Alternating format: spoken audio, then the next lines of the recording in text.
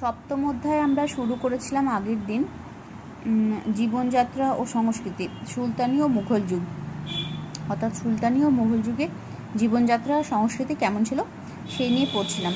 সেখানে আমরা বেশ খানিকটা পড়া হয়ে গিয়েছিল। আমাদের পেজ নাম্বার 122 পর্যন্ত পড়া হয়ে গিয়েছিল। আমরা ভক্তিবাদ আর সুফিবাদ এ দুটো পড়ে নিয়েছিলাম। আজকে আমরা শুরু করব পেজ নাম্বার 123 থেকে। আচ্ছা, এখানে প্রথমেই আমরা পেয়ে যাচ্ছি শ্রী চৈতন্য ও বাংলার ভক্তিবাদ, সমাজ সংস্কৃতি ও ধর্মের প্রভাব। দেখো, খ্রিস্টীয় 16 শতকে বাংলায় ভক্তি আন্দোলনের প্রচার ও প্রসার জোরদার হয় শ্রী চৈতন্য ও তার সঙ্গীদের চেষ্টায়। তাহলে আমরা ভক্তি আন্দোলন আগেই পড়েছিলাম কি কেন ভক্তি আন্দোলনের উদ্ভব হলো। মানুষ ধর্মীয় আচার অনুষ্ঠানের পালন করতে করতে তারা ওইটাতে ভক্তি হারিয়ে ফেলেছিলেন, তারা ওটাতে শ্রদ্ধা হারিয়ে ফেলেছিলেন। সেই সময় ভক্তিবাদের উদ্ভব হলো এবং বাংলাতেও দেখো সেই ভক্তিবাদের একটা জোয়ার আসছে। কার হাত ধরে? শ্রী চৈতন্যদেব আর তার সঙ্গীদের হাত ধরে। বাংলায়, বিশেষত রাঢ় বাংলায় বৈষ্ণব ধর্ম আগে থেকেই ছিল। শ্রী চৈতন্য সেই বৈষ্ণবীয় ঐতিহ্য আর ভক্তিবাদের ভাবনাকে একাকার করে দেন। তাহলে শ্রী চৈতন্যদেবের ভক্তি ভাবনায় কি হলো? বৈষ্ণব ধর্মের সাথে ভক্তিবাদ মিলে গেল। আচ্ছা, জাত, ধর্ম, বর্ণ এসব ভেদাভেদের বিরুদ্ধে বৈষ্ণব ভক্তি প্রচার একটা আন্দোলন হিসাবে ছড়িয়ে পড়েছিল। নবদ্বীপ ছিল এই ধর্ম আন্দোলনের প্রাণকেন্দ্র। কেমন ছিল এই সময় নবদ্বীপ? নগরের বাসিন্দাদের মধ্যে অব্রাহ্মণরাই সংখ্যায় বেশি ছিলেন। দেখো, তাহলে এই সময়কালটা নবদ্বীপ সম্পর্কে আমরা কি জানতে পারছি? যে এই সময় ওই জায়গায় অব্রাহ্মণদের সংখ্যা বেশি ছিল, তার মানে ব্রাহ্মণদের সংখ্যা কম ছিল, সেটাই বলতে চাইছে। তাহলে ব্রাহ্মণদের সংখ্যা এখানে কম, আর এখানে বৈষ্ণব ধর্মের প্রচলন আগের থেকেই ছিল। সেই সঙ্গে ভক্তিবাদেরও একটা সম্মিলন ঘটল। তার মানে বৈষ্ণব ধর্ম খুব জোরদার হয়ে গেল। বৈষ্ণব ধর্মটা তো ব্রাহ্মণ ধর্মের উপর পড়ে না, ব্রাহ্মণ্য ধর্মের সঙ্গে পড়ে না। তো বৈষ্ণব ধর্মে যখন মানুষ, বৈষ্ণববাদে যখন মানুষ বিশ্বাস ফিরে পাচ্ছে, যেখানে বৈষ্ণব ভাবনার সাথে ভক্তিবাদের একটা মিলন ঘটে গেছে, সেখানে মানুষ যখন বৈষ্ণব ভাবনার সাথে মনের মিল খুঁজে পাচ্ছে, সেই জায়গাতে ব্রাহ্মণদের সংখ্যাও কম। তার মানে ব্রাহ্মণ্য ধর্মটা আস্তে আস্তে এখানে প্রভাব কমছে। তার মানে আগে থেকে ব্রাহ্মণ্য ধর্মের প্রভাবটা এখানে কম ছিল এবং তার সঙ্গে বৈষ্ণব ধর্মের সাথে ভক্তিবাদ মিলে গিয়ে বৈষ্ণব ধর্মের প্রভাব অনেক বেড়ে যাচ্ছে এবং ব্রাহ্মণ্য ধর্মের প্রভাব আরও কমে যাচ্ছে। তো সেইটা কি কোনোভাবে সমাজে কিছু প্রভাব ফেলতে পারে? দেখো, আমরা দেখি গ্রামের ছবি একই রকম ছিল। আচ্ছা, এখানে একটু ছোট করে একটা অংশ দেওয়া আছে, সেইটা একটু পড়ে নিই আগে। এটার পরে কিন্তু আমরা এখানে পড়বো, কিন্তু তার আগে এটা দেওয়া আছে, তো ভেবে বলো বলেছে, এটা পড়ে নিচ্ছি। বৃন্দাবন দাস লিখেছেন যে চৈতন্যের সময় নবদ্বীপে বিভিন্ন জাতিগোষ্ঠী বিভিন্ন পাড়ায় বাস করত। তাদের জীবিকা ছিল নানা রকম: শাঁখারি, মালাকার, তাঁতি, গোয়ালা, গন্ধ বণিক, তাম্বুলি, বাদ্যকর, সাপে কাটার চিকিৎসক, বণিক প্রভৃতি। আচ্ছা, তার মানে এই সময় কিন্তু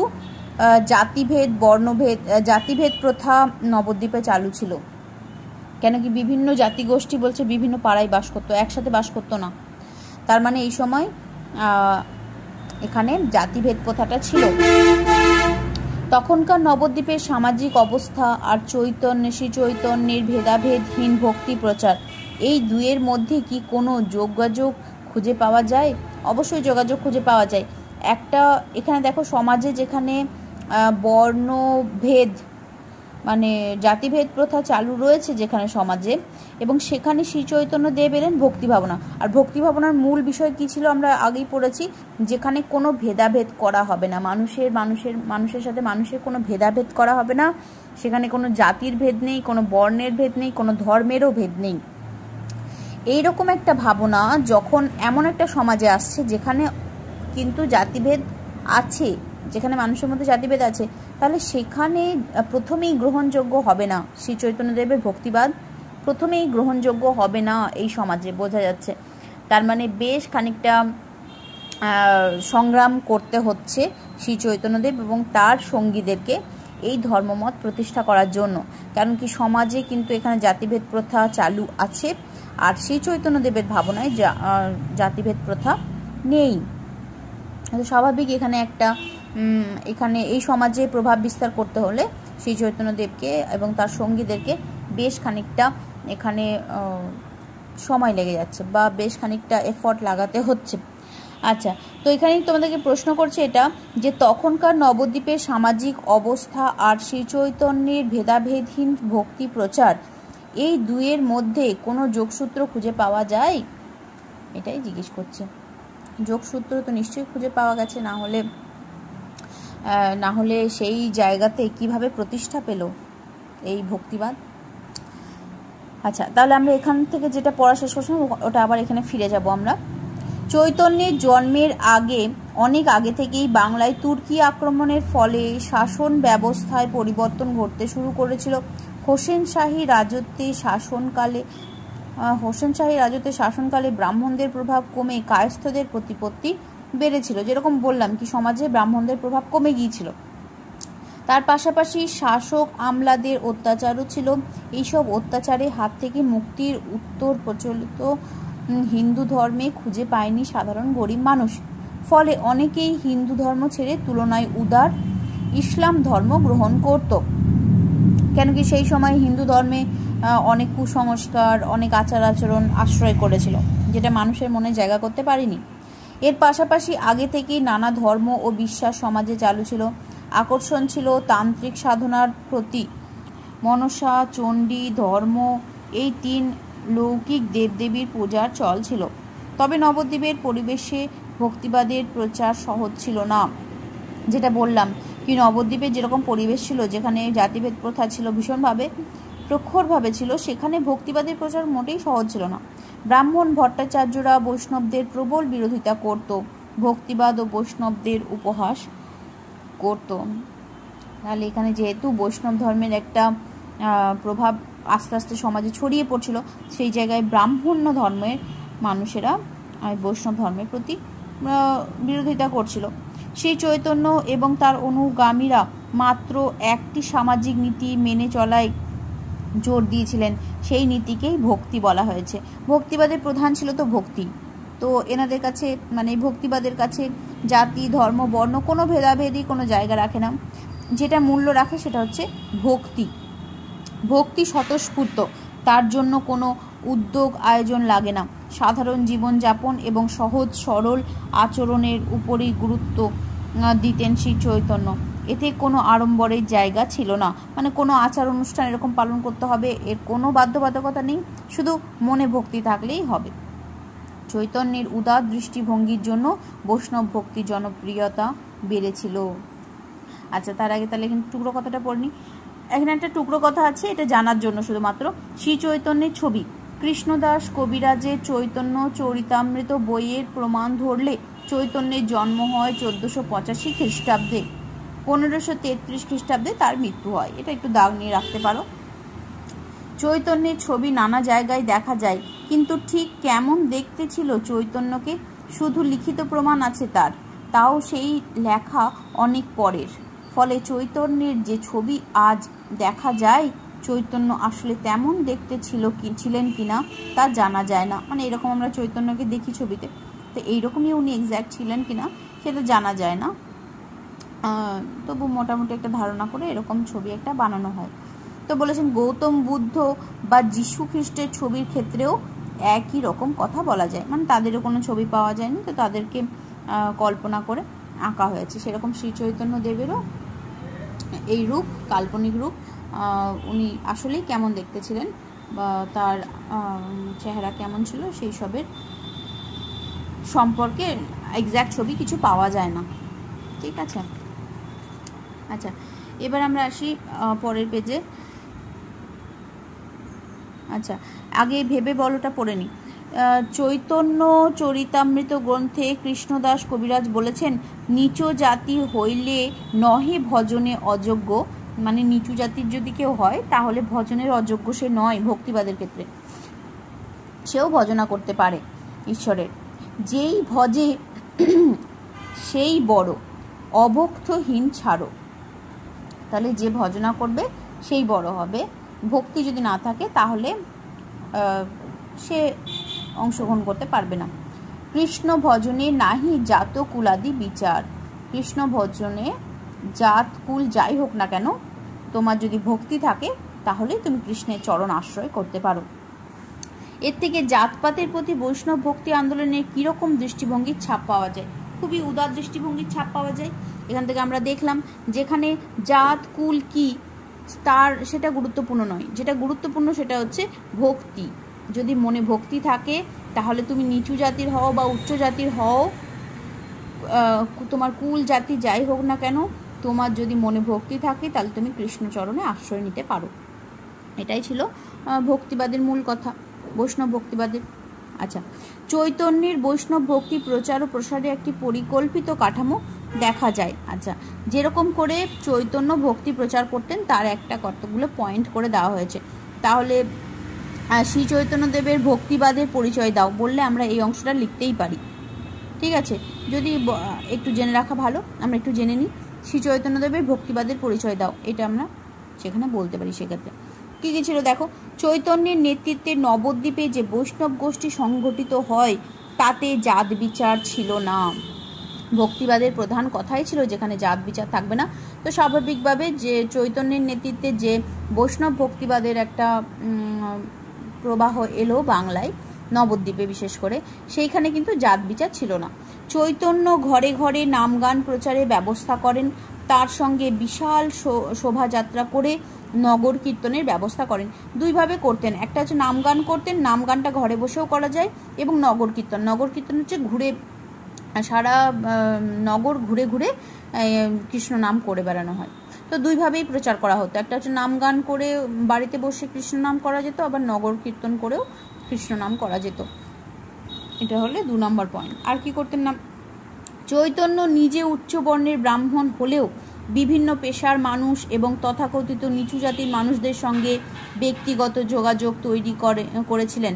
তাহলে দেখো, উনি নিজে ছিলেন উচ্চ বর্ণের ব্রাহ্মণ, কিন্তু ওনার কাছে জাতপাত কখনোই কোনো মূল্য রাখেনি। সেই কারণে তিনি সাধারণ মানুষ অনেক যে পেশাতেই হোক না কেন এবং যে জাতির হোক না কেন তাদের সাথে ব্যক্তিগতভাবে মিশেছিলেন। তারপর দেখো, কোনো প্রচলিত লোকধর্মের বিরোধিতা চৈতন্য করেননি, ভক্তি প্রচারকেই একমাত্র ধর্ম হিসেবে তুলে ধরেননি। আচ্ছা, ওনার এটা একটা বিশাল বড় বৈশিষ্ট্য। উনি ভক্তিবাদ প্রচার করছেন বলেই উনি ভক্তিকেই একমাত্র পথ বলেননি ভগবান লাভের। উনি অন্যান্য যে লোকধর্ম ছিল তাদের কখনোই বিরোধিতা করেননি, সেগুলো আছে, সঙ্গে তিনি নিজের ভক্তিবাদটাকেও প্রচার করেছিলেন।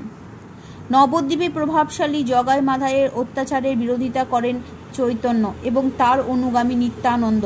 পাশাপাশি গোড়া ব্রাহ্মণদের প্রতিবাদ করেন তিনি। আবার কীর্তন বিরোধী নবদ্বীপের কাজীকেও তর্কে হারিয়ে দেন। এভাবেই হিন্দু মুসলমান শাসকদের অত্যাচারের বিরুদ্ধে প্রতিবাদ সংগঠিত করেন চৈতন্য ও তার অনুগামীরা। মানুষকে তার নিজের পছন্দের মতো, নিজের ইচ্ছে মতো ভগবানকে ডাকার অধিকার পাইয়ে দেওয়ার জন্য তিনি কিন্তু বিভিন্ন বিরোধীদের সঙ্গে লড়াই করেছিলেন। বিভিন্ন যারা অত্যাচারী মানুষ ছিল সেই সময়ে তাদের সাথে তিনি লড়াই করেছিলেন, যাতে মানুষ নিজের মনের ভক্তি থেকে ভগবানকে ডাকতে পারে। তারপর দেখো, চৈতন্য বৈষ্ণবীয় নাটক অভিনয়ের উদ্যোগ নেন, নিজে তাতে অভিনয়ও করেন। তাহলে নাটক একটা ভালো মাধ্যম, অভিনয় একটা ভালো মাধ্যম মানুষের মনে পৌঁছে যাওয়ার জন্য।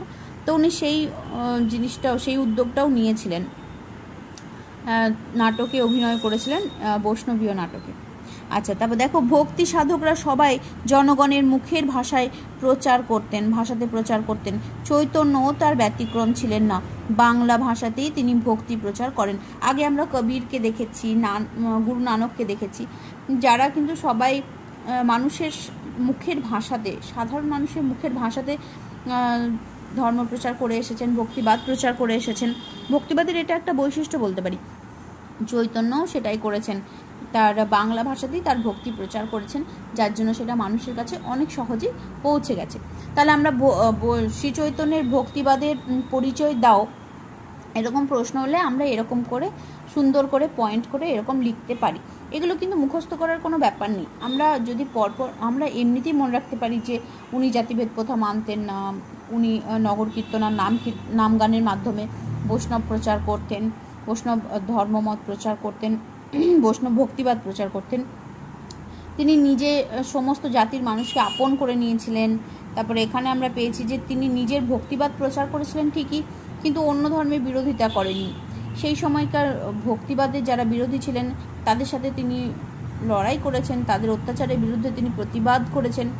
তিনি নাটকের মাধ্যমে ভক্তিবাদকে মানুষের মনে পৌঁছে দিতে চেষ্টা করেছেন। তিনি আমাদের সাধারণ মানুষের মুখের ভাষায় ধর্ম প্রচার করেছেন। এই ধরনের কতগুলো পয়েন্ট দিয়ে আমরা শ্রী চৈতন্যদেবের ভক্তিবাদের পরিচয় দাও, শ্রী চৈতন্যদেবের ভক্তিবাদের পরিচয় দাও, এই প্রশ্নের উত্তর আমরা এরকম কতগুলো পয়েন্ট দিয়ে করতে পারি। তারপরে এখানে কিছু একটা টুকরো কথা আছে, এটা পড়ার জন্য, জাস্ট জানার জন্য। হ্যাঁ, শ্রী চৈতন্য সন্ন্যাস গ্রহণের পরে প্রায় উপোস করে দিন কাটাতেন। ভক্তরাই মাঝে মধ্যে নানা রকম রান্না করে তাকে খাওয়াতে চাইতেন। এমনই এক খাওয়ার বিবরণ বেশ মজার। শাক, মুগের ডাল, বেশি করে ঘি মাখা ভাত, পটল ও অন্যান্য সবজির তরকারি, কচি নিমপাতা ভাজা, বেগুন, মোচার ঘন্ট, নারকেল, ঘন করে জাল দেওয়া দুধ, পায়েস, চাপাকলা, দই, দুধ দিয়ে চিড়ে, আরও নানা কিছু। মজার ব্যাপার, তরকারি রান্নায় বড়ির ব্যবহার হতো আর আলুর ব্যবহার হতো না। বা দেখো, তবে চৈতন্য নিজে এত কিছু খেতেন না, ভক্ত এবং অনুচরদের খাওয়াতেন। এত এত খাবার উনি একা খেতে পারবেন? তো উনি ভক্ত আর অনুচরদের খাওয়াতেন, কীর্তনিয়াদেরও খাওয়াতেন, আবার ক্ষুধার্ত মানুষদের ডেকে এনেও খাওয়াতেন। কখনো বা তিনি ভক্তদের সঙ্গে বনভোজনে যেতেন, এমন কথাও শোনা যায়। তো এখানেও শ্রী চৈতন্যদেবের আহারের একটা বর্ণনা আমরা পেয়েছি। আচ্ছা, এবার যেটা আসছে খুব ইম্পর্টেন্ট একটা প্রশ্ন, এই প্রশ্নটা যেটা এখানে লেখা আছে সেটাই, যে এই বৈষ্ণব ভক্তি আন্দোলনের ফলাফল কি ছিল। শ্রী চৈতন্যদেবের এইটার জায়গায় লিখবে শ্রী চৈতন্যদেবের বৈষ্ণব ভক্তি আন্দোলনের ফলাফল কি ছিল, বা এরকম লিখলেও হবে যে বৈষ্ণব ভক্তি আন্দোলনের ফলাফল কি ছিল।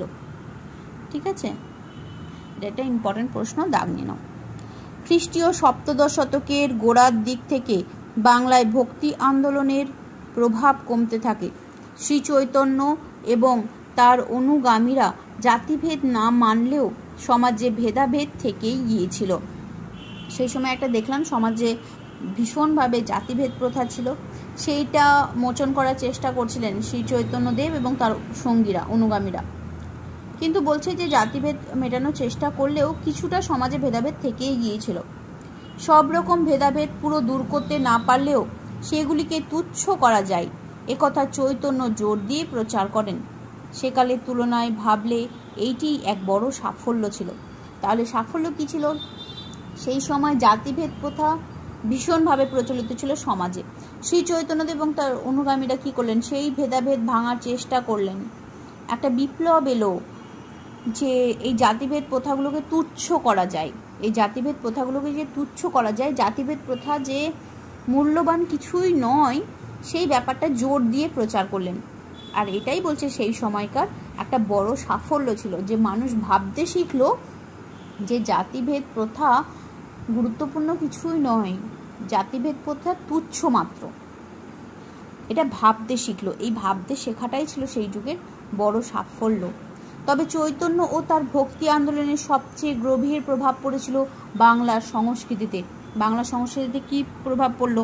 বিভিন্ন সাহিত্য লেখায় নানাভাবে প্রভাব ফেলেছিল, সেটা আমরা এখানে একটু পড়তে পারবো।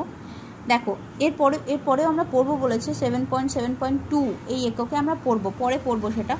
এখন এখান থেকে আমরা পড়ে নিতে পারবো এটা। বৈষ্ণবদের রচনায় সাধারণ মানুষের রোজগার জীবনের ছবি ধরা পড়ে। যেমনভাবে বৈষ্ণব ভক্তি ভাবনায় সাধারণ মানুষের কাছে পৌঁছে যাওয়ারই একটা প্রচেষ্টা করা হয়, তাই জন্য সাধারণ মানুষের ভাষায় ধর্ম প্রচার করা হয়। সেইখানেই বলছে যে সাধারণ মানুষের রোজকার জীবনের ছবি সেখানে ধরা পড়েছে। বহু মুসলমান কবি বৈষ্ণব গান কবিতা লেখেন। তাহলে দেখো কিভাবে আমরা জাতিভেদ প্রথাকে ভুলে যাচ্ছি। একজন মুসলিম কবি তিনি লিখছেন বৈষ্ণব গানের কবিতা। তাহলে সত্যিই তো সফলতা, এগুলোই তো সফলতা যে সেখানে মানুষ জাতিভেদটাকে মূল্যবান বলে মনে করছে না, সেখানে ভক্তিটাই প্রধান।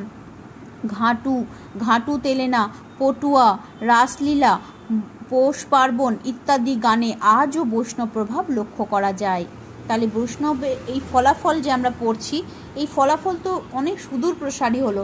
দেখো যেগুলো আমাদের মনের কাছের জায়গা, আমাদের কাছে পৌষ পার্বণ, রাসলীলা, পটুয়া, ঘাটু, এগুলো হচ্ছে আমাদের মনের কাছাকাছি, বাঙালিদের মনের কাছাকাছি। সেই সমস্ত জায়গাতে জায়গা করে নিয়েছিল, সেই সমস্ত বিষয়ে জায়গা করে নিয়েছিল বৈষ্ণব ভক্তিবাদ। তাহলে এই প্রভাবটা সুদূর প্রসারিত। এইভাবেই ভক্তির ভাবনাকে ছড়িয়ে দিতে চেষ্টা করেন শ্রী চৈতন্য। বাংলায় এক নতুন সাংস্কৃতিক ও সামাজিক পরিবেশ তৈরি হয় এর মধ্য দিয়ে। জ্ঞানের বদলে ভক্তির মাধ্যমে ঈশ্বর লাভের উপর জোর পড়েছিল। বলা হতো, জ্ঞানে কুলে পাণ্ডিত্য চৈতন্য নাহি পায়, কেবল ভক্তির বশ চৈতন্য গোসাই। তার মানে গোসাই মানে গুরুকে বলা হয়। তাহলে চৈতন্য গুরুকে, গুরুদেব চৈতন্যকে আমরা ভক্তির মাধ্যমেই পাবো, জ্ঞান জাতপাতের মাধ্যমে নয়। অর্থাৎ জ্ঞান চর্চা বা উচ্চ বংশে জন্ম দিয়ে কিছু হয় না, ভক্তির মাধ্যমেই চৈতন্য লাভ হয়। আচ্ছা, এটা আমরা একটু পরে পড়ছি, তার আগে দেখো এটা আবার আচ্ছা এটা এখানে শেষ হয়ে গেছে, তাহলে এটা পড়ে নিই। তাহলে দেখো এটার বৈষ্ণব ভক্তি আন্দোলনের ফলাফল কি ছিল, এই জায়গাটা দিয়ে লিখতে পারো যে কিভাবে বাংলা সংস্কৃতিতে একটা জায়গা করে নিল। এইটাই এর বড় সাফল্য ছিল যে বাংলার সংস্কৃতিতে একটা জায়গা করে নিল, তার মানে চিরস্থায়ী একটা জায়গা বলা যায়। এবার দেখো টুকরো কথাতে আমরা কীর্তন পড়ব। শ্রী চৈতন্যের বৈষ্ণব ভক্তি আন্দোলনের আগেও কীর্তন গান ছিল। চৈতন্য সেই কীর্তন গানকে জনসংযোগের মাধ্যম হিসাবে ব্যবহার করেন। চৈতন্য দু রকমের কীর্তন সংগঠিত করেন, নাম কীর্তন ও নগর কীর্তন। আমরা এখানে আগে পড়লাম সেটা, নাম গান করতো আর নগর কীর্তন করতো। তো এখানে দুভাবে প্রচার করলেন কৃষ্ণ নাম কীর্তন ও নগর কীর্তন। নাম কীর্তন ঘরে বসেই গাওয়া যেত, নগর কীর্তন নগরে শোভাযাত্রা করে ঘুরে ঘুরে গাওয়া হতো। কীর্তনে জাত বিচার ছিল না, নেচে নেচে দুহাত তুলে গান গেয়ে চলাই কীর্তনের বৈশিষ্ট্য ছিল। দেখো এই নেচে নেচে দুহাত তুলে চলাটা আমরা এখানে শ্রী চৈতন্যদেবের ছবিতেও সেটা আমরা ফুটিয়ে তুলতে পেরেছি। নেচে নেচে এবং দুহাত তুলে এভাবে কীর্তন করা হতো। নেচে নেচে দুহাত তুলে গান গেয়ে চলাই কীর্তনের বৈশিষ্ট্য ছিল। নাম কীর্তন গাওয়া সবার পক্ষেই সম্ভব ছিল। কবি পরমানন্দ লিখেছিলেন, নাচিতে জানি না তবু নাচিয়া গৌরাঙ্গ বলি, গাইতে জানি না তবু গাই। দেখো তাহলে এখানে ভক্তির জোয়ারে নাচতে না জানলেও গৌরাঙ্গ বলে নাচছে, গাইতে না জানলেও গৌরাঙ্গ বলে গাইছে। কীর্তন ছাড়া কথার মাধ্যমেও ভক্তিভাব প্রচার করা হতো।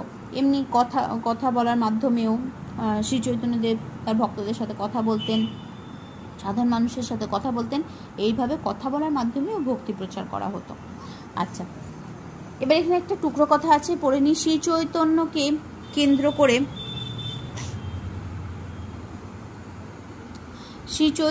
কেন্দ্র করেই বাংলা ভাষায় জীবনী সাহিত্য লেখার ধারা বিকশিত হয়েছিল।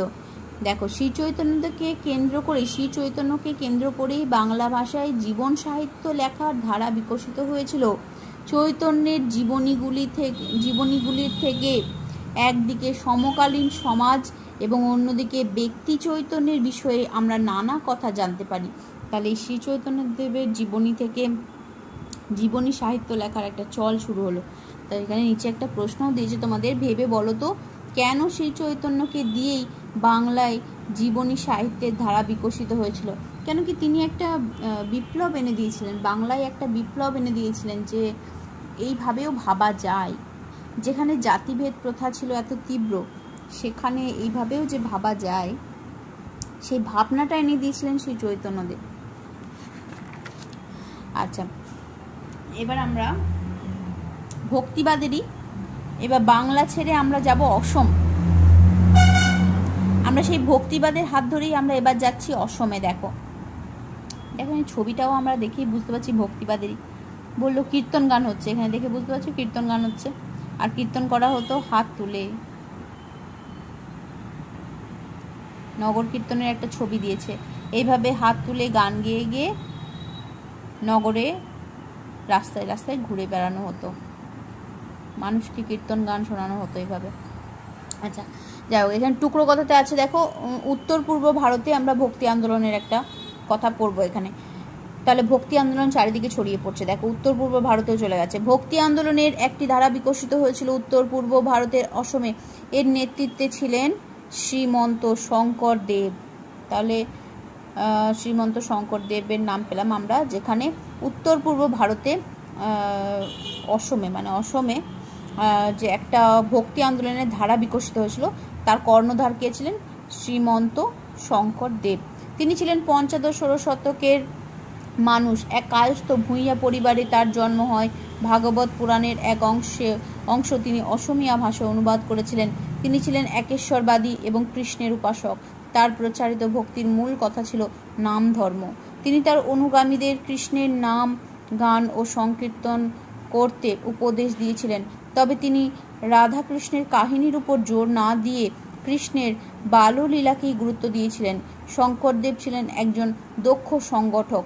অনেক জায়গায় তিনি সত্র মানে বৈষ্ণব ভক্তদের জমায়েত হওয়া স্থান, তাকে বলা হয় সত্র, গড়ে তুলেছিলেন। এর মধ্যে থাকতো নাম ঘর এবং কীর্তন ঘর। আচ্ছা সত্র কাকে বলে এটা একটু দাগ নিয়ে নাও। সত্র কি?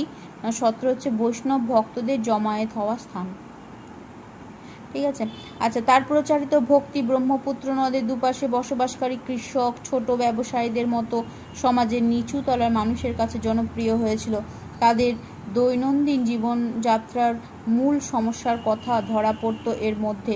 পরের শতকে ভক্তি আন্দোলনের ভিত অসমে আরও শক্ত হয়েছিল। ওই সময়ে ব্রহ্মপুত্র অববাহিকায় কয়েকটি পরিবর্তন ঘটেছিল।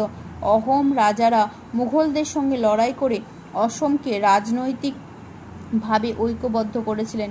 কৃষিক্ষেত্রে ধান চাষের বিস্তার অর্থনীতিতে পরিবর্তন ঘটিয়েছিল। এই সময়ে শঙ্করদেবের ভক্তির আদর্শ অসমের সাধারণ মানুষকে ঐক্যবদ্ধ করতে সাহায্য করেছিল। তার শিষ্যদের মধ্যে মাধবদেব ও দামোদর দেব ছিলেন উল্লেখযোগ্য। তাহলে শিষ্যদের মধ্যে মাধবদেব আর দামোদর দেব। একটু দাবি নাও। এখান থেকে প্রশ্ন হতে পারে শঙ্করদেব কে ছিলেন? তখন তোমাদেরকে বলতে হবে ভক্তি আন্দোলনে একটি ধারা বিকশিত হয়েছিল উত্তর পূর্ব ভারতের অসমে। তার নেতৃত্ব দিয়েছিলেন শ্রীমন্ত শঙ্করদেব। তার মানে উত্তর পূর্ব ভারতের ভক্তি আন্দোলনের কর্ণধার ছিলেন শ্রীমন্ত শঙ্করদেব। সত্র মানে কি? তার দু একটা শিষ্যের নাম মাধবদেব এবং দামোদর দেব। আচ্ছা এবার আমার পরের পাতাতে চলে যাব। খ্রিস্টীয় 1570-এর দশকে বাদশাহ আকবর ক্রমশ সবার সামনে নামাজ পড়া এবং অন্যান্য ইসলামীয় আচার পালন করা বন্ধ করে দেন। এর বদলে তিনি নিজের পছন্দ মতো কিছু প্রথা পালন করতে শুরু করেন। এক সময় দিনে 4 বার তিনি সবার সামনে পূর্ব দিকে মুখ করে সূর্য প্রণাম করা এবং সূর্যের নাম জপ করা শুরু করেন। আচ্ছা এখানে তো তোমাদের একটু আশ্চর্য লাগতে পারে, কেন কি আকবর নিজে ছিলেন একজন ইসলাম, বাদশাহ আকবর, বুঝতে পারছো না, উনি একজন ইসলাম ছিলেন, কিন্তু ইসলাম ধর্ম পালন আচার আচরণ ইসলামীয় যে আচার আচরণ সেগুলো পালন করা বন্ধ করে দিলেন। পরিবর্তে উনি কি করছেন? সূর্য প্রণাম করছেন। সূর্য প্রণাম কোন ধর্মের প্রতীক বলো? হিন্দু ধর্মের। তাহলে উনি কি, এখানে একটা প্রশ্ন হতে পারে, তাহলে কি উনি কি ইসলাম ধর্ম ত্যাগ করলেন? উনি কি হিন্দু ধর্ম গ্রহণ করলেন? দেখো পরে আমরা বুঝতে পারবো। ফতেপুর সিক্রিতে তিনি প্রথমে ইসলাম ধর্ম নিয়ে উলেমার সঙ্গে আলোচনা করতেন না। দেখো উনি ইসলাম ধর্ম ছাড়েননি, উনি ইসলাম ধর্ম নিয়ে আলোচনা করছেন, আবার তারপর সূর্য প্রণামও করছেন। তার মানে উনি কি সমন্বয় ঘটাতে চাইছেন? দেখো পরে তিনি নানান ধর্মের গুরুদের ডেকে ধর্মীয় নানা বিষয়ে আলোচনা করতেন। আচ্ছা উনি শুধু হিন্দু বা ইসলাম ধর্মের মধ্যেই আটকে থাকলেন না, তিনি আরও নানান ধর্মের গুরুদের ডেকে তাদের সাথে আলোচনা করতেন ধর্ম নিয়ে। অবশেষে এইসব আলোচনার ভিত্তিতে তিনি দিন-ই-ইলাহি নামে এক নতুন মতাদর্শ চালু করেন। আচ্ছা তাহলে দিন ই ইলাহি, বুঝলে তো? তাহলে যে দিন ই ইলাহি হলো আকবরের প্রচলিত একটা ধর্মমত, যেখানে সমস্ত ধর্মের সংমিশ্রণ ঘটানো হয়েছে, যেখানে সমস্ত ধর্মের মেলবন্ধন ঘটানো হয়েছে। বৌদ্ধ, জৈন, শিখ, হিন্দু, ইসলাম সমস্ত ধর্মের মেলবন্ধন করে একটা ধর্মমতের তিনি সৃষ্টি করলেন, সেটার নাম দিলেন দিন ই ইলাহি। ঠিক আছে, তারপর দেখো, এক সময় ভাবা হতো দিন ই ইলাহি বুঝিবা বাদশাহ আকবরের প্রচলিত এক নতুন ধর্ম, কিন্তু আকবর কখনো ইসলাম ধর্ম ত্যাগ করেননি। ইসলাম ধর্মের নানা ব্যাখ্যার মধ্যে থেকে তিনি সবচেয়ে যুক্তিগ্রাহ্য মতটি মেনে নিতেন। তাহলে ইসলাম ধর্মকেও তিনি যথাযোগ্য সম্মান দিতেন।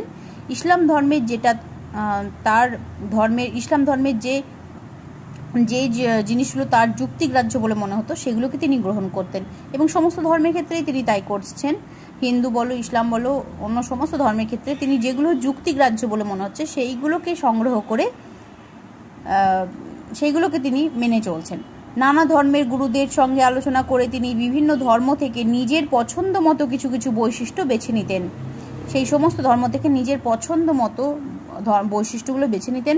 সেই বৈশিষ্ট্যগুলোকে ভিত্তি করে আকবর দিন ই ইলাহি তৈরি করেন। তারপর তিনি কী করলেন? নিজের একটা ধর্মমত তৈরি করলেন দিন ই ইলাহি নামে, যেখানে সমস্ত ধর্মের যেগুলো গ্রহণযোগ্য বৈশিষ্ট্য বলে মনে হচ্ছে সেগুলোকে সংগঠিত করলেন।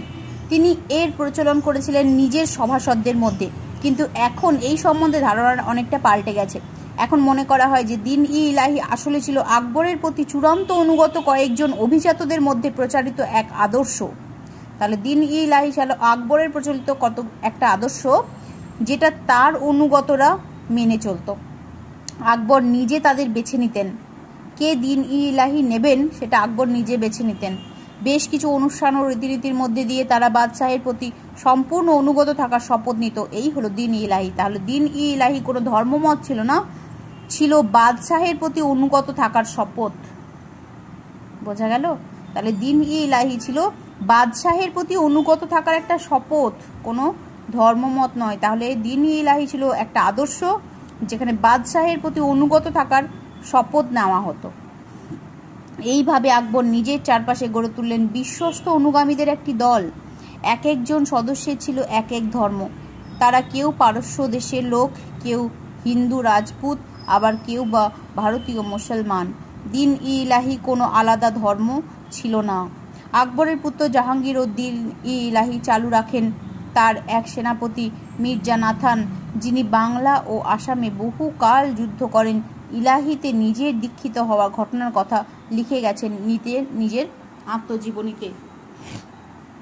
দিন ই ইলাহির আরও কিছুটা অংশ আছে, এইটা আর এই অংশটা একটু পরে পড়ছি, তার আগে আমি এই পুরোটা পড়ে শেষ করিনি। এখানে মনে রেখো, পরের পেজে চলে গেছে, 128 পেজে। এখানে মনে রেখো যে তার আগের বেশিরভাগ সুলতান বা বাদশাহের থেকে আকবরের রাজত্বের ধর্মীয় চরিত্র ছিল আলাদা। গোড়া ইসলামের ছায়া থেকে তিনি বেরিয়ে আসেন 1570-এর দশক নাগাদ। মৌলবি বা উলেমার কথা মতো তিনি রাজ্য চালাতে চাননি। তিনি বুঝতে পেরেছিলেন যে ভারতবর্ষে বহু ধর্ম এবং জাতির মানুষের বাস। সেখানে নিজের শাসন সুদৃঢ় করতে গেলে কোনো একটি ধর্মের বুলি আওড়ালে চলবে না। কেন কি ভারতের সমস্ত ধর্মের মানুষ বসবাস করে, তাই সেখানকার যদি শাসক হয়ে উঠতে হয় তাহলে শুধু ইসলাম ধর্মের হয়ে থাকলে হবে না, সেখানে সমস্ত ধর্মকেই সমান মর্যাদা দিতে হবে, সেটা তিনি বুঝতে পারলেন। নিজেকে এবং নিজের শাসনকে সবার কাছে মান্য করে তুলতে গেলে বিভিন্ন ধর্ম থেকে নানা আচার প্রথা গ্রহণ করতে হবে। এই বোধ থেকে আকবর সূর্য প্রণাম, সূর্যের নাম জপ, প্রাসাদের ঝরোখা মানে জানালা থেকে সভাসদ এবং প্রজাদের দর্শন দেওয়া ইত্যাদি নানা প্রথা চালু করেন। দিন ই ইলাহির প্রথাগুলি ইসলামের রক্ষণশীল ব্যাখ্যাকারদের চোখে ছিল ইসলাম বিরোধী, কিন্তু এই প্রথাগুলির মাধ্যমে আকবর ইসলামের গণ্ডির বাইরে বেরিয়ে রাজপুত এবং অন্যান্য গোষ্ঠীর কাছেও নিজেকে গ্রহণযোগ্য করে তোলেন। তাহলে একজন ভালো শাসক হয়ে ওঠার জন্য তিনি কী করলেন? তার শাসন যাতে গ্রহণযোগ্য হয় সবার কাছে, তাই জন্য সমস্ত ধর্ম থেকে একটু একটু করে যেগুলো গ্রহণযোগ্য বৈশিষ্ট্য বলে মনে হয়েছিল তার, সেগুলো গ্রহণ করে তিনি একটা আদর্শ তৈরি করলেন। সেই আদর্শটা হচ্ছে দিন ই ইলাহি। দিন ই ইলাহি কিন্তু কোনো নতুন ধর্মমত ছিল না, এটা ছিল একটা আদর্শ যেটাতে বাদশাহের প্রতি সম্পূর্ণ অনুগত থাকার শপথ নেওয়া হতো। তাহলে এই যে এই পর্যন্ত আমরা পড়লাম দিন ই ইলাহি, এখান থেকে এতটা পড়লাম, তারপরে এই পড়লাম। এই পুরোটা হচ্ছে টিকা হিসেবে আসতে পারে। এর মধ্যে পুরোটাই লাইন বাই লাইন লিখতে হবে এমন কোনো মানে নয়। এই অংশটা এবং এই অংশটা দিয়ে তুমি 3 নম্বরের মতো একটা টিকা বানাবে, ঠিক আছে? দিন ই ইলাহি টিকা হিসেবে আসবে, তাই এই অংশটা আর এই অংশটা নিয়ে তোমাকে একটা টিকা বানাতে হবে, বানিয়ে আমাকে দেখাবে। এখন খাতাতে করে রাখতে পারো, স্কুল খোলার পরে দেখাতে পারো, ইতিহাস খাতাতে করে রাখবে, আর নচেত আমাকে হোয়াটসঅ্যাপেও পাঠাতে পারো, ঠিক আছে? আচ্ছা, এবার যে টুকরো কথাগুলো আছে ওগুলো একটু পড়ে নিই। টুকরো কথাতে কি আছে দেখো, আমি আবার 127 পেজে ফিরে এসেছি। এখানে টুকরো কথাটা আমি ছেড়ে গিয়েছিলাম, এটা পড়ে নিই। টুকরো কথা, দিন ই ইলাহি শপথ গ্রহণ অনুষ্ঠান। যিনি দিন ই ইলাহি গ্রহণ করতেন তিনি শপথ গ্রহণ অনুষ্ঠানের শুরুতে তার জীবন, সম্পত্তি, ধর্ম, সম্মান বিসর্জন দেওয়ার শপথ নিতেন। সব কিছু বিসর্জন দিতে হবে মানে কুরবান করতে হবে, মানে বিসর্জন দিতে হবে কার কাছে? বাদশাহের কাছে। বাদশাহের কাছে জীবন, সম্পত্তি, ধর্ম, সম্মান সব বিসর্জন দিয়ে দিতে হবে। শিষ্য যেমন তার সুফি গুরুর পায়ে মাথা ঠেকিয়ে প্রণাম করে, তাকেও তেমনি বাদশাহের পায়ে মাথা ঠেকিয়ে প্রণাম করতে হতো। তাহলে এই সমস্ত কিছু বিসর্জন দেওয়ার শপথ নিতে হতো, তারপর বাদশাহের পায়ে মাথা ঠেকিয়ে প্রণাম করতে হতো।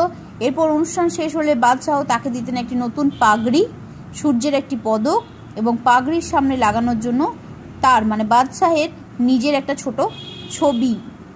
এই ছিল দিন ই ইলাহি শপথ গ্রহণ অনুষ্ঠান। এখানে আমরা পড়ে প্রথমেই বুঝতে পারলাম যে এখানে সম্পূর্ণভাবে নিজেকে, নিজের সম্মান, নিজের সম্পত্তি, নিজের জীবন সমস্ত কিছুকে তোমার হচ্ছে বাদশাহের কাছে বিসর্জন করতে হয়, বাদশাহের কাছে সমর্পণ করে দিতে হয়।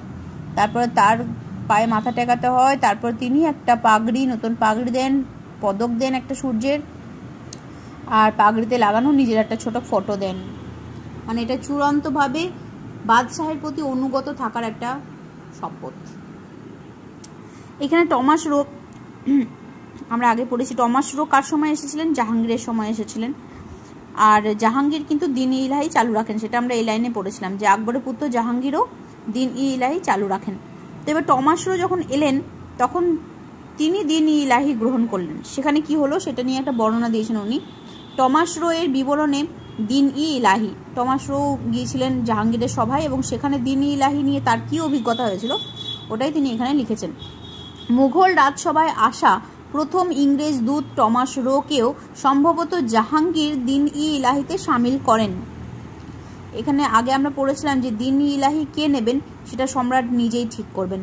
তো এখানে হয়তো জাহাঙ্গীর ঠিক করেছেন যে উনি টমাস রোকে দিন ই ইলাহি দেবেন। ভিনদেশে থেকে আসা দূতটি কিছু না জেনেই দিন ই ইলাহিতে প্রবেশ করার অনুষ্ঠানে অংশ নিয়ে ফেলেন। টমাস রোয়ের লেখায় তার সঙ্গে বাদশাহের এই মুহূর্তটির একটি মজার বিবরণ পাওয়া যায়। বিবরণটা আমরা পড়ে নিতে পারি একটু।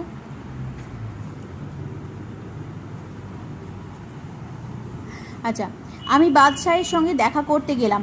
আমি ঢোকা মাত্র তিনি আসফ খানকে একটি সোনার হার দিলেন।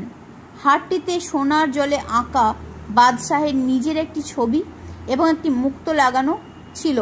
তিনি আসফ খানকে নির্দেশ দিলেন যে তিনি যেন হারটি আমাকে দেন, তবে আমি যেটুকু সম্মান তাকে দেখাতে চাই তার চেয়ে বেশি যেন তিনি আমার থেকে দাবি না করেন।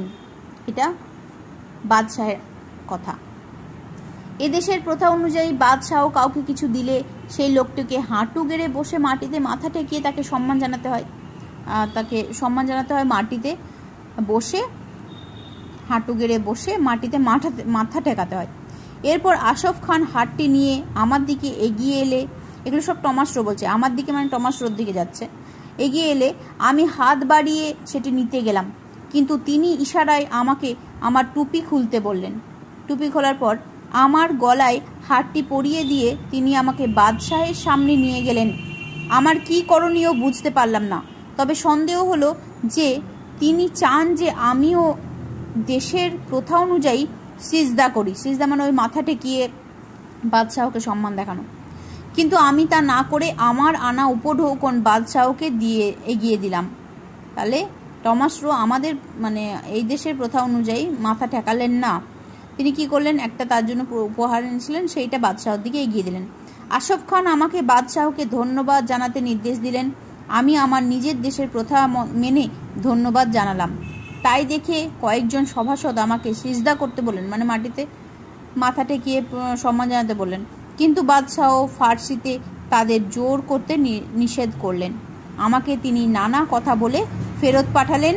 আমি এরপর নিজের ঘরে ফিরে এলাম। তাহলে এটা টমাস রো নিজের অভিজ্ঞতা শেয়ার করেছেন দ্বীন-ই ইলাহি সভায় গিয়ে তার সাথে কি ঘটনা ঘটেছিল। আচ্ছা, এখানে একটা সুন্দর দিয়েছে যে টমাস রো এর বিবরণ পড়ে বাদশাহ জাহাঙ্গীর সম্পর্কে তোমার কি ধারণা হয়। তোমাদের প্রত্যেকের কি ধারণা হয় সেটা আমরা শুনবো, ক্লাসে বলবে। আমি বলছি কি, এখানে দেখো উনি কিন্তু সিজদা করলেন না, তো তখন যখন সভাসদরা জোর করতে গেলেন তখন কিন্তু বাদশাহ নিষেধ করলেন, জোর করতে নিষেধ করলেন।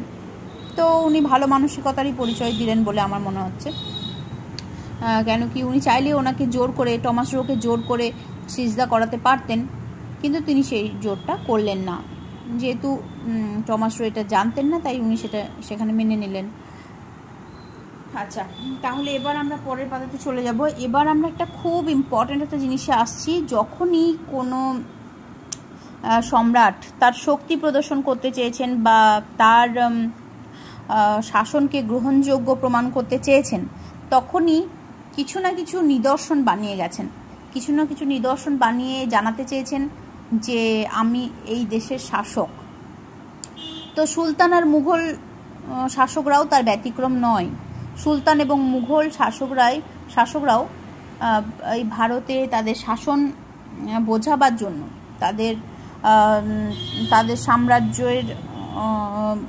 তাদের সাম্রাজ্যগুলো নিদর্শন হিসাবে, তাদের সাম্রাজ্যের বিভিন্ন নিদর্শন হিসাবে বিভিন্ন স্থাপত্য তৈরি করেছিলেন, বিভিন্ন স্থাপত্য তৈরি করে দিয়ে বোঝাবার চেষ্টা করেছেন যে আমি এই জায়গাটা শাসন করছি। তো সেইগুলো আমরা বহু স্থাপত্যের নিদর্শন আমরা পাই। তার মধ্যে কিছু এখানে তুলে ধরা হয়েছে তোমাদের এই 7.5 ইউনিটটাতে সুলতানি ও মুঘল স্থাপত্যের কিছু নিদর্শন এখানে তুলে ধরা হয়েছে। আমরা পড়বো এই পুরো অংশটাই। দেখো, পড়তে শুরু করি। খ্রিস্টীয় ত্রয়োদশ শতকে উত্তর ভারতে দিল্লি সুলতানি শাসন শুরু হয়। সুলতানরা দিল্লি আর অন্য নানা জায়গায় অনেক স্থাপত্য তৈরি করেন। ঘর বাড়ি, প্রাসাদ, মিনার, মন্দির, মসজিদ, এইসবকে স্থাপত্য বলে। এগুলি বানানোর কারিগরিকে স্থাপত্য শিল্প বলা হয়। খ্রিস্টীয় ত্রয়োদশ শতকে অনেক আগেই ভারতে আরবি স্থাপত্যের চিহ্ন রয়েছে। দিল্লি সুলতানির আগে তৈরি মসজিদের ভাঙা অংশের খোঁজ পাওয়া গেছে গুজরাতে। তার থেকে বোঝা যায় ইসলামীয় স্থাপত্য শিল্প ভারতের সুলতানির আগেই এসেছিল। এই স্থাপত্যের মূল বৈশিষ্ট্য ছিল খিলান এবং গম্বুজ। দেখো, তাহলে সুলতানিদের আগেই ইসলামীয় স্থাপত্য শিল্প ভারতে এসে গিয়েছিল। এই ইসলামীয় স্থাপত্য শিল্পের প্রধান বৈশিষ্ট্য কি? খিলান আর গম্বুজ। ঠিক আছে, তাহলে ইসলামীয় স্থাপত্য শিল্পের প্রধান বৈশিষ্ট্য হলো খিলান আর গম্বুজ। এবার ইসলামীয় স্থাপত্য শিল্প আসছে কোথায়? ভারতে আসছে। তাহলে ভারতেরও একটা স্থাপত্য শিল্প আছে। তার মানে আমরা এর থেকে ধারণা করতে পারছি যে ইসলামীয় স্থাপত্য শিল্পের সঙ্গে ভারতীয় স্থাপত্য শিল্পের একটা মেলবন্ধন ঘটতে পারে। দেখো, সুলতানি শাসন জারি হওয়ার পরে ভারতীয় ও ইসলামীয় শিল্প মিলেমিশে যেতে পেরেছিল। দেখো, যখন সুলতানরা এলো তখন ভারতীয় শিল্প আর ইসলামীয় শিল্প দুটো মিলে গেল। এই দুই শিল্পধারা মিলে তৈরি হয় ইন্দো ইসলামীয় শিল্পধারা। তাহলে ইন্দো ইসলামীয় শিল্পধারা কি না, সুলতানরা আসার পরেই ভারতীয় শিল্প এবং ইসলামী শিল্প মিলেমিশে যায়। এই মিলিত ধারাকেই বলা হয় ইন্দো ইসলামীয় শিল্প রীতি। ঠিক আছে, দাগ নিয়ে নাও একটু। সুলতানরা যে দেশের শাসক তারা যে ক্ষমতায় সেটা বোঝাবার, সুলতানরা যে দেশের শাসক তারা যে ক্ষমতায় সেটা বোঝাবার দরকার ছিল, আর তাই তারা বড় বড় স্থাপত্য বানান। সুলতানরাও সে বিষয়ে উদ্যোগী হয়েছিলেন। ধর্মচর্চার জন্য মসজিদ, মিনার, পড়াশোনার জন্য মাদ্রাসা, থাকার জন্য প্রাসাদ, দুর্গ এসব বানানো শুরু হলো। সুলতানরা বা তার আত্মীয় বা অভিজাত কেউ মারা গেলে তাদের স্মৃতিতে সৌধ, মিনার বানানো হতো। মাঝে মধ্যে সুলতানরা নিজেদের জীবনকালেই নিজেদের সমাধিসৌধের মূল কাঠামোটি তৈরি করে রাখতেন। সব স্থাপত্যের গায়েই লেগেছিল শিল্পের ছোঁয়া। সুন্দর কারুকার্যে মুড়ে দেওয়া হয়েছিল স্থাপত্যগুলি। এবার আস্তে আস্তে আমরা একটা ইন জেনারেল পড়লাম যে স্থাপত্যগুলো কেন বানানো হয়েছিল, স্থাপত্যগুলো কেমন ছিল, ভারতীয় ইসলামীয় শিল্পের একটা মেলবন্ধন স্থাপত্যগুলোতে ঘটেছিল, সেটা আমরা পড়লাম। এবার হচ্ছে এখানে স্থাপত্যগুলোর নাম, কে কোন স্থাপত্য বানিয়েছিলেন সেই নিয়ে। তরাইনের দ্বিতীয় যুদ্ধ জয়ের পরে কুতুবউদ্দিন আইবক কুয়াত উল ইসলাম মসজিদ বানাতে শুরু করেন। এবার একটা খাতা নিয়ে নাও, পাশে একটা খাতা রাখো, সেই খাতাতে উপরে লেখো সুলতানি স্থাপত্য, উপরে লেখো সুলতানি স্থাপত্য বলে, দিয়ে প্রত্যেকটা লিস্ট বানাবে, তাহলে পড়তে খুব সুবিধা হবে। উপরে লেখো সুলতানি স্থাপত্য, এখানে দিয়েছে সুলতানি ও মুঘল স্থাপত্য। মুঘল স্থাপত্যটা আমরা পরে পড়বো, আগে সুলতানি স্থাপত্য পড়ছি। তাহলে উপরে লেখো সুলতান, একটা খাতা নাও, খাতাতে উপরে লেখো সুলতান বলে, সুলতানি স্থাপত্য লেখো। তো নিচে লেখো কুতুবউদ্দিন আইবক, ঠিক আছে, কুতুবউদ্দিন আইবক লেখো, অ্যারো চিহ্ন দাও, দিয়ে লেখো কুয়াত উল ইসলাম মসজিদ। তাহলে কুতুবউদ্দিন একটা স্থাপত্য বানালেন, সেটা হচ্ছে কুয়াত উল ইসলাম মসজিদ বানাতে শুরু করলেন। একটা নাম আমরা পেলাম। এদেশের লোক যাতে তাকে শাসক বলে মেনে নেয়, তার জন্য এটি দরকার ছিল। আশপাশের 27টি হিন্দু এবং জৈন মন্দিরের ভাঙা অংশ এই মসজিদ বানানোর কাজে ব্যবহার হয়। তাই এই মসজিদে হিন্দু, জৈন এবং ইসলামীয় স্থাপত্য শিল্পের মিলমিশ নজর টানে। বা তাহলে কুতুবউদ্দিন আইবক কুয়াত উল ইসলাম বানালেন, মসজিদ বানালেন। সেই মসজিদটা হচ্ছে 27টি হিন্দু আর জৈন মন্দির ভেঙে তৈরি করা হয়েছিল। সেই কারণে এখানে হিন্দু, জৈন আর ইসলাম শিল্পের মেলবন্ধন ঘটে গেল। আচ্ছা, উনি ইসলাম শাসক ছিলেন, তো উনি মসজিদ বানালেন, আর এখানে হচ্ছে 27টি হিন্দু আর জৈন মন্দির ভাঙা হলো। আচ্ছা, তো যাই হোক, সেটা তো হয়, যিনি শাসন করছেন তার ইচ্ছে মতোই স্থাপত্যগুলো তৈরি হয়। হ্যাঁ, এই মসজিদের মিনারটি হলো কুতুব মিনার। দেখো, খুব বিখ্যাত একটা মিনার। এই সময়ে দেখো অদ্ভুতভাবে এখানে ভারতীয় যে ইসলামীয় শিল্পের মেলবন্ধন ঘটেছিল, সেই কারণে স্থাপত্যগুলোর কারুকার্য এখানে লেখাও আছে যে স্থাপত্য শিল্পে যে মেলবন্ধন ঘটেছিল সেটা নজর টানে, সত্যিই নজর টানা এই সমস্ত স্থাপত্যগুলো। এই মসজিদটার ভিতরে, এই যে মসজিদটা আমরা বানালাম, কুয়াত উল ইসলাম মসজিদ যে বানালেন কুতুবউদ্দিন আইবক, এটার ভিতরে একটা মিনার বানানো হয়েছিল। এই মসজিদের মিনারটার নাম ছিল কুতুব মিনার। তাহলে আমি বললাম একটা লিস্ট বানাও, ওখানে লিখেছো কুতুবউদ্দিন আইবক, অ্যারো দিয়ে কুয়াত উল ইসলাম মসজিদ লিখেছো, কমা দিয়ে লেখো কুতুব মিনার বলে লেখো। এই মিনার সুলতানি শাসনের প্রতীক হয়ে উঠল। কুতুবউদ্দিন মারা যাওয়ার পর মিনারটি বানানোর কাজ শেষ করেন সুলতান ইলতুৎমিশ। ইলতুৎমিশের নিজের জন্য বানানো সমাধিসৌধটি এই যুগে আরেকটি চমৎকার স্থাপত্য। তাহলে তার কুতুবউদ্দিন আইবক লেখা হয়ে গেল। এবার নিচে লেখো ইলতুৎমিশ লিখে অ্যারো দাও, দিয়ে লেখো সমাধিসৌধ, নিজের জন্য বানানো সমাধিসৌধ লিখেছো। আচ্ছা, তারপর দেখো সুলতান আলাউদ্দিন খলজির আমলে তৈরি হয় আলাই দরওয়াজা। এটাও একটা পেয়ে গেছি, এটাও একটা অসাধারণ একটা স্থাপত্য। লেখো, আবার নিচে লেখো ওই লিস্টটা যেটা বানাচ্ছিল ওটাতে লেখো আলাউদ্দিন খলজি, অ্যারো দাও, দিয়ে লেখো আলাই দরওয়াজা। এটি ইন্দো ইসলামীয় স্থাপত্য শিল্পের অসাধারণ নমুনা। লাল বেলে পাথরের, ওটা বর্ণনা দেওয়া হচ্ছে, লাল বেলে পাথরের তৈরি এই দরওয়াজা যেন সুলতান হিসাবে আলাউদ্দিনের ক্ষমতার প্রতিফলন ছিল। আচ্ছা,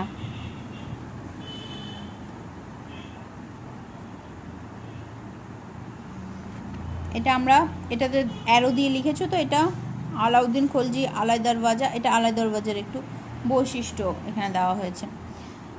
আচ্ছা, এবারে হচ্ছে এখানে পড়েছিলাম আমরা কুতুবউদ্দিনের কুয়াত উল ইসলাম মসজিদ, আর পড়েছি আমরা এখানে কুতুব মিনার, আর পড়েছি এখানে তোমার হচ্ছে ইলতুৎমিশের সমাধিসৌধ। এবার দেখো এখানে ছবিতে দেওয়া হয়েছে ইলতুৎমিশের সমাধিসৌধটা দেওয়া হয়েছে, কি অসাধারণ কাজ দেখো, দেওয়ালের গায়ে দেখো, পুরো দেওয়াল জুড়ে কেমন কাজ দেখো। এই দেখো, এটা খিলান, এই যে অংশগুলো এটা খিলান, আর এই দেখো দরজার এই আকৃতিটা গম্বুজ আকৃতি, দেখেছো। এখানকার প্রধান বৈশিষ্ট্য ছিল তোমার হচ্ছে ইসলামীয় শিল্পরীতির প্রধান বৈশিষ্ট্য ছিল খিলান বানানো আর গম্বুজ আকৃতির। আর এখানে দেখো এটা আবার দেখানো হয়েছে, এটা আলাই দরওয়াজা যেটা আমরা পড়লাম আলাউদ্দিন খলজির। আলাই দরওয়াজা, আলাই দরওয়াজাতেও দেখো সেই খিলান আছে আর সঙ্গে হচ্ছে গম্বুজ আছে, ওই যেটা নিদর্শন বললো ইসলামীয় শিল্পরীতির। আর এটা হচ্ছে কুতুব মিনার, সেই বিখ্যাত কুতুব মিনার, দেখতে পেয়েছো? নিজে নিজের বইয়ে দেখো, খুব সুন্দর করে দেখা যাবে। আচ্ছা, তাহলে আমরা এখানে পড়লাম হচ্ছে ইলতুৎমিশ, কুতুবউদ্দিন আইবক, ইলতুৎমিশ আর আলাউদ্দিন খলজির সৌধগুলো। আচ্ছা, তারপর দেখো দরওয়াজার গায়ে আল্লাহের কথা নয়, খোদাই করা হয়েছিল সুলতানের প্রশংসা, নিজের প্রশংসা খোদাই করেছেন আলাউদ্দিন খলজি নিজের আলাই দরওয়াজার মধ্যে, এই যে এই স্থাপত্যের গায়ে। আচ্ছা, এমন কাজের নমুনা সে যুগে বিরল, এটিও ছিল ওই কুতুব চত্বরেই। কুতুব মিনার, ইলতুৎমিশের সমাধি, আলাই দরওয়াজা সব মিলিয়ে কুতুব চত্বর হয়ে উঠল সুলতানি স্থাপত্যের নজির। এবার দেখো, এবার আসছি তুগলক সুলতানরা। তুগলক সুলতানরা নগর বা শহরের পরিকল্পনায় দক্ষতা দেখিয়েছেন। মোহাম্মদ বিন তুগলকের দৌলতাবাদের দুর্গ শহরে তেমন পরিকল্পনার ছাপ দেখা যায়। তাহলে আবার যে লিস্টটা বানিয়েছো ওটাতে লেখো মোহাম্মদ বিন তুগলক, অ্যারো চিহ্ন দাও, দিয়ে লেখো দৌলতাবাদের দুর্গ শহর, লেখো দৌলতাবাদের দুর্গ শহর। আচ্ছা, ফিরোজ শাহ তুগলকের ফিরোজাবাদও তার ব্যতিক্রম নয়। আবার নিচে লেখো ফিরোজ শাহ তুগলক, অ্যারো দাও, দিয়ে লেখো ফিরোজাবাদ। সমাধিসৌধ বানানোর প্রতি ও তুগলক সুলতানরা মনোযোগী ছিলেন, যেমন দিল্লি তুগলকাবাদে গিয়াসউদ্দিন তুগলকের সমাধি। আবার নিচে লেখো গিয়াসউদ্দিন তুগলক, দিয়ে লেখো সমাধিসৌধ, নিচে লেখো গিয়াসউদ্দিন তুগলক, ওই খাতা যেখানে লিস্ট বানাচ্ছ গিয়াসউদ্দিন তুগলক, দিয়ে লেখো সমাধিসৌধ। আচ্ছা, খাড়া দেওয়ালের বদলে গম্বুজ বসানো ঢালু দেওয়াল ছিল তার বৈশিষ্ট্য। ইন্দো ইসলামীয় স্থাপত্যরীতিতে লোদি সুলতানদের গুরুত্বপূর্ণ অবদান ছিল 8 কোণা সমাধিসৌধ। তাহলে ওই খাতাতে যে লিস্টটা বানাচ্ছ সেখানে নিচে লেখো লোদি সুলতানদের, লেখো লোদি সুলতানদের, দিয়ে অ্যারো চিহ্ন দিয়ে লেখো 8 কোণা সমাধিসৌধ। বেশ, চওড়া বাগান ঘেরা চত্বরে এই সমাধিসৌধগুলি তৈরি করা হয়েছিল। চত্বরগুলির প্রবেশ পথে তৈরি করা হয়েছিল বড় দরওয়াজা, বিশাল বড় বড় দরওয়াজা তৈরি করা হয়েছিল চত্বরগুলো ঢোকার জন্য। আচ্ছা, তাহলে আমরা কি কি পড়লাম এখনো পর্যন্ত? কুতুবউদ্দিন আইবকের সমাধি, কুতুবউদ্দিন আইবকের স্থাপত্য, তারপরে পড়েছি তোমার হচ্ছে ইলতুৎমিশের স্থাপত্য, আলাউদ্দিন খলজির স্থাপত্য পড়েছি, তারপরে এইদিকে আমরা পড়েছি মোহাম্মদ বিন তুগলকের স্থাপত্য পড়েছি, আমরা ফিরোজ শাহ তুগলকের স্থাপত্য, গিয়াসউদ্দিন তুগলকের স্থাপত্য, তারপর লোদি সুলতানদের 8 কোণা সমাধিসৌধ পড়েছি। এই পর্যন্ত হলো আমাদের সুলতানি স্থাপত্য। এরপর আমরা মুঘল স্থাপত্য পড়ব। অতএব মুঘলরা যখন ভারতে সাম্রাজ্য প্রতিষ্ঠা করেছিল তার আগেই দিল্লি সহ ভারতের নানা অঞ্চলে ইন্দো ইসলামীয় ধারার স্থাপত্য তৈরি হয়ে গিয়েছিল। হ্যাঁ, নিশ্চয়ই, সুলতানরা তো আগে এলো, তারপরে মুঘলরা এলো, তো সুলতানরা অনেক স্থাপত্য বানালেন এর মধ্যে। এবার মুঘলরা অসাধারণ সুন্দর সুন্দর স্থাপত্য বানিয়েছেন। এবার আমরা পড়ব মুঘল। আচ্ছা, স্থাপত্য শিল্পের বিরাট বদল হয় মুঘল শাসনের সময়। মুঘল সম্রাটরা প্রায় সবাই স্থাপত্য শিল্পে সমাজদার ছিলেন। নানা স্থাপত্য রীতি সহজ মেশার ছাপ মুঘল স্থাপত্যে দেখা যায়। আমরা শুরু করব বাবর থেকে, কেন কি বাবরই হচ্ছে মুঘল সাম্রাজ্য প্রতিষ্ঠা করেছিলেন। সুলতান এবং তোমার সুলতানি সাম্রাজ্য এবং মুঘল সাম্রাজ্য দুটোই ছিল ইসলামীয় সাম্রাজ্য, কিন্তু আমরা পড়েছিলাম যে কেন মুঘলরা নিজেদেরকে সুলতান বলতেন না, নিজেদেরকে বাদশাহ বলতেন।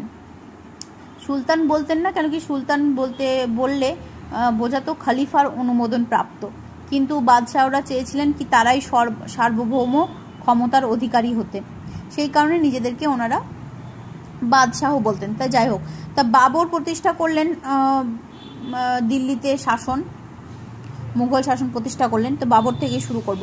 সম্রাট বাবরের ছিল বাগানের খুব শখ। 4 ভাগে ভাগ করা একরকম সাজানো বাগান মুঘল আমলে বানানো হতো। 4 ভাগে ভাগ করা কিরকম দেখাবো, দেখো ছবিটা আছে এখানে মনে হচ্ছে, এই যে দেখো একটা বাগানকে 4 ভাগে ভাগ করে দিয়েছে, 4 ভাগে ভাগ করে 4টে অংশ হয়ে গেছে বাগানের। এই রকম বাগান বানানোর একটা শখ ছিল বলছে বাবরের, এগুলোকে বলা হতো চাহার বাগ। এটা দাগ নিয়ে রাখো, চাহার বাগ কাকে বলে না, 4 ভাগে ভাগ করা একরকম সাজানো বাগান মুঘল আমলে বানানো হতো, তাকে চাহার বাগ বলে। চাহার বাগ কাকে বলে দাগ নিয়ে, শর্ট প্রশ্নতেও আসতে পারে।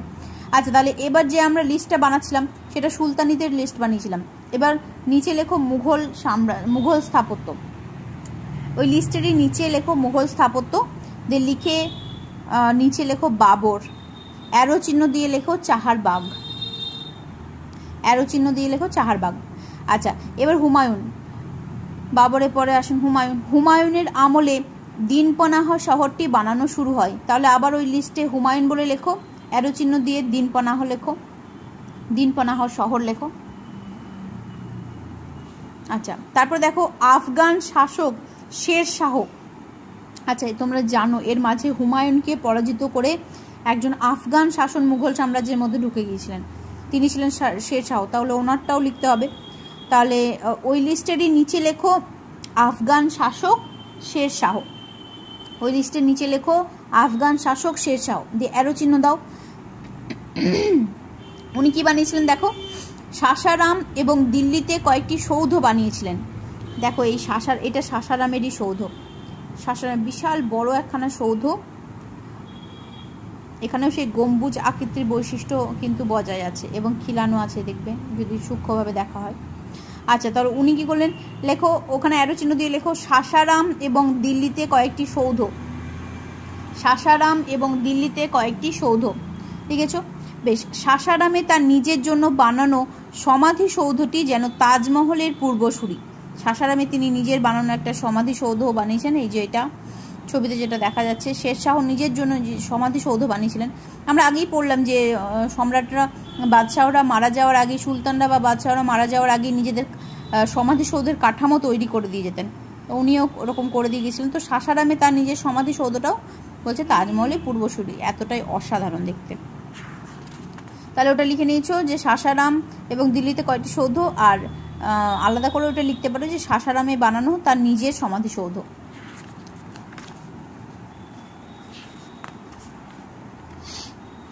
আচ্ছা, এবার তারপরে পেজে আমরা পেজ নাম্বার 132-এ চলে এসেছি। মুঘল স্থাপত্য শিল্পের প্রসার শুরু হয় সম্রাট আকবরের সময়। এই সময় প্রসার আরও বেড়েছিল। কি হয়েছে, ভারতে মুঘল শাসনের প্রসার এবং স্থাপত্য বানানোর কাজ আকবর একসাথে করেছিলেন। দুর্গ, শহর, প্রাসাদ বানানোই আকবর মনোযোগী ছিলেন। এতে একদিকে সাম্রাজ্য সুরক্ষিত হয়েছিল, অন্যদিকে স্থাপত্য শিল্পের বিকাশ ঘটেছিল। আগ্রা দুর্গ এর অন্যতম উদাহরণ। তাহলে ওই যে লিস্টটা আমরা বানাচ্ছিলাম ওটা নিচে লেখো আকবর, আকবর দিয়ে অ্যারো চিহ্ন দাও, দিয়ে লেখো আগ্রা দুর্গ, কমা দিয়ে লেখো আজমির দুর্গ, কমা দিয়ে লেখো লাহোর দুর্গ, কমা দিয়ে লেখো কাশ্মীর দুর্গ, কমা দিয়ে লেখো এলাহাবাদ দুর্গ প্রভৃতি স্থানে দুর্গ মানে গড়গুলিও আকবরের সময় তৈরি করা হয়। গুজরাট জয়ের স্মৃতিতে আকবর বানিয়েছিলেন বুলন্দ দরওয়াজা, এটাও লেখো, ওখানে কমা দিয়ে লেখো বুলন্দ দরওয়াজা। আচ্ছা, আকবরের ক্ষেত্রে লেখো বুলন্দ দরওয়াজাও লেখো।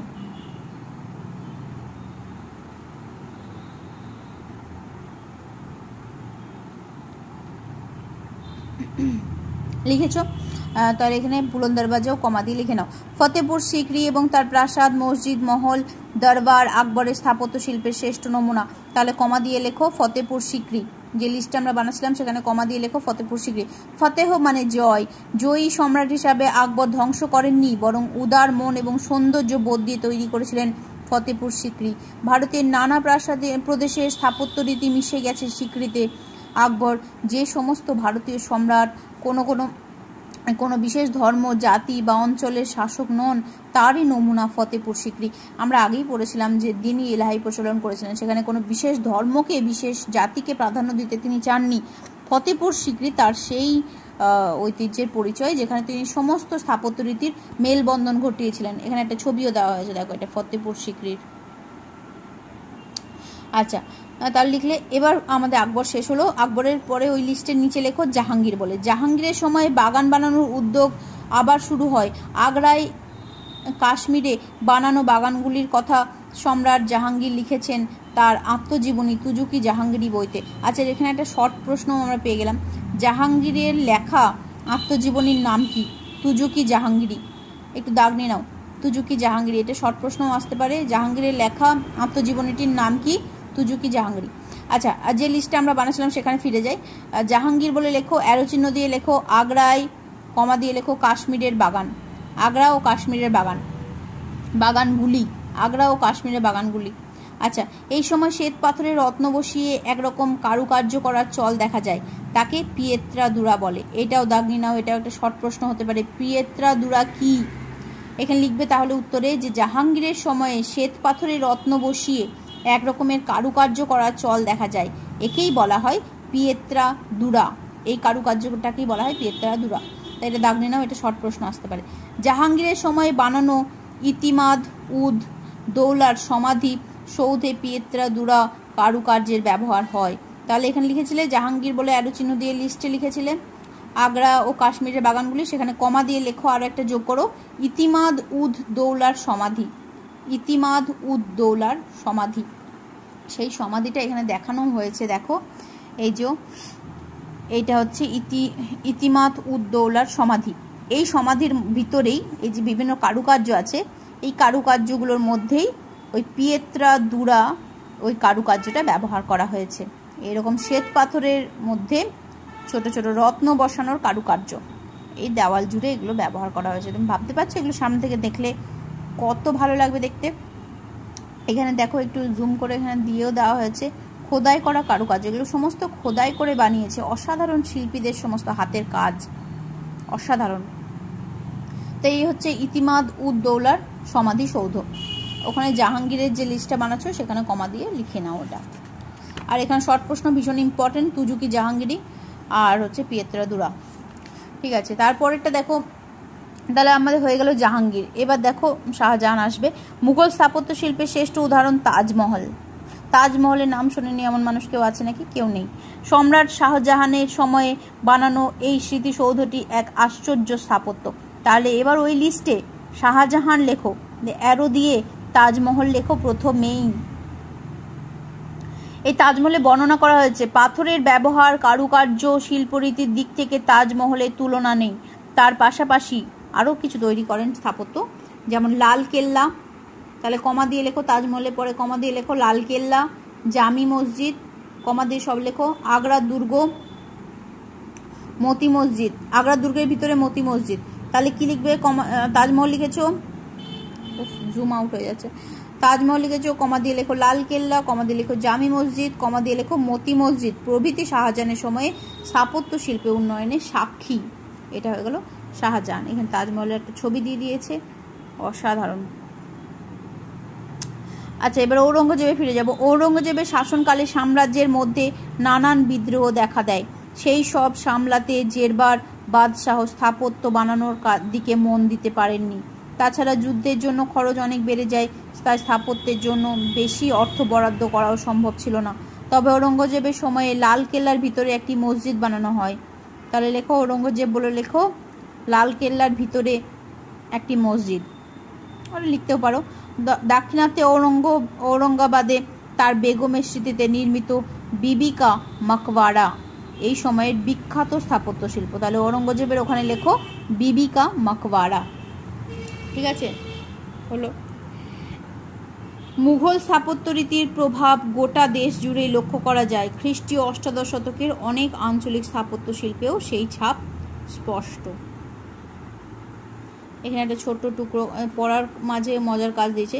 দিল্লি সুলতান ও মুঘল বাদশাহদের সময়ে তৈরি স্থাপত্যগুলো একটি তালিকা তৈরি করো। হ্যাঁ, আমরা তালিকা তো তৈরি করে নিয়েছি। তালিকা তৈরি করলে পড়তে সুবিধে, মনে রাখতেও সুবিধে। আচ্ছা, আমরা তালিকা অলরেডি তৈরি করে নিয়েছি।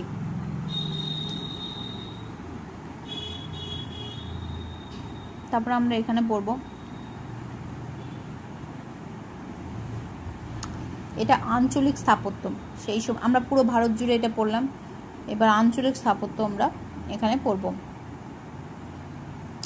এখানে দিয়ে দিয়েছে দেখো, লাল মতি মসজিদ, লাল কেল্লা, দিল্লির মতি মসজিদ, লাল কেল্লা দিয়েছে। সম্রাট ঔরঙ্গজেবের ব্যক্তিগত প্রার্থনার জন্য এই মসজিদটি বানানো হয়েছিল, তার প্রার্থনা করার জন্য এটা বানানো হয়েছিল। আচ্ছা, তারপর দেখো আঞ্চলিক স্থাপত্যের টিপ্পনী। সুলতানি ও মুঘল যুগে ভারতের নানা অঞ্চলে স্থাপত্য শিল্পের বিকাশ ঘটেছিল। আঞ্চলিক শিল্পগুলোর মধ্যে গুজরাট, বাংলা ও দক্ষিণ ভারতের স্থাপত্য শিল্প বিখ্যাত। গুজরাটের স্থাপত্যগুলি সাংস্কৃতিক মিলমিশের নিদর্শন। এতে ইসলামী ও হিন্দু, জৈন ও নির্মাণ শিল্পের শৈলীর স্পষ্ট ছাপ দেখা যায়। এর মধ্যে উল্লেখযোগ্য হল আহমেদাবাদের জামি মসজিদ। দক্ষিণ ভারতের স্থাপত্যের প্রধান দিক হলো একাধিক দুর্গ ও দুর্গ শহর। গুলবর্গা দুর্গ এর অন্যতম উদাহরণ। গুলবর্গা দুর্গের ছবিটা কি দিয়েছে এখানে? দেয়নি। আচ্ছা, তারপর দেখো বিদরের দুর্গ প্রাসাদগুলিতে ইরানি ধাঁচের দেওয়াল চিত্র দেখা যায়। যদিও এদের অধিকাংশই এখন ভেঙে গেছে, তবে পালিশ করা চুনের দেওয়াল, সোনালী লাল ও নীল রঙের অপূর্ব সব খোদাই কাজ এখনও বর্তমান। আহমেদনগরের চাঁদ বিবির প্রাসাদ একটি টিলার উপর 8 কোণা ভিত্তির উপর নির্মিত। বিজাপুরে মোহাম্মদ আদিল শাহ নির্মিত গোল গম্বুজ একটি সুন্দর স্থাপত্য কার্য। এটা দিয়েছে দেখো, গোল গম্বুজটা, এই যে গোল গম্বুজটা দিয়েছে। গোল গম্বুজটা দেখো, গম্বুজ উপরটা পুরো গম্বুজ আকৃতির। আচ্ছা, তারপরে এর গম্বুজটি ভারতের সবচেয়ে বড় গম্বুজ। বিশাল বড় একখানা গম্বুজ, সত্যি বিশাল বড় একটা গম্বুজ উপরের দেখো। আচ্ছা, তারপর দেখো কুতুবশাহী আমলের হায়দ্রাবাদের চারমিনার 1591 খ্রিস্টাব্দে আঞ্চলিক স্থাপত্যের চমৎকার নিদর্শন। চারমিনারটাও দিয়েছে, এই দেখো চারমিনারটা দেখো, হায়দ্রাবাদে অবস্থিত চারমিনার, অসাধারণ।